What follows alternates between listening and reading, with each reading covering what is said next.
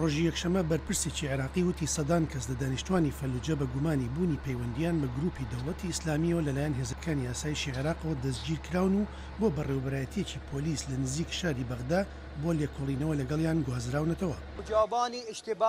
لەسەر بنچینەی گومان منیانێناوەتە ئێرە بۆ پرسیار و وەڵامکردن هەر کەسێک لەگەڵ داعشدا بوو بێ پێویستە سزا بدرێ بە پێی یاسا، ئەوانش لەگەڵ داعشدا نین پێویستە ئازاد بکرێن. پۆلیس و لەشکریش بە باشی ڕەفتارمان لەگەڵدا دەکەن. دەمڕاستی وەزارەتی ناوخۆ دەڵێت هەندێک لە دەستگیرکراوەکان لە بەڕێوەبەراتی پۆلیسی حەبانیان دانیان بەوە داناوە پەیوەندیان لەگەڵ داعشدا هەیە. نزیکەی 1400 کەس بە فەرمانی دادگا دەستگیر کراون و زۆربەشیان دانیان پیاداناوە کە پەیوەندیان بە داعشەوە هەبووە. بە پێی وتەی فەرماندەیەکی باڵای عێراق لە دوای مانگ و نیویەک لە کردارە سەربازیەکان دەستگیرکردنەکان دوای ئازادکردنی تەواوی شاری فەلوجە لە ڕۆژی یەکشەممەدا دێت لە دەست چەکدارانی دەوڵەتی ئیسلامی. دەیان هەزار کەس کە خۆیان لە شەڕەکان دەرباز کردووە لە ئۆردوگاکاندا دەژین کە لەلایەن حکوومەت و ڕێکخراوە کۆمەکاریەکانەوە بەڕێوە دەبرێن.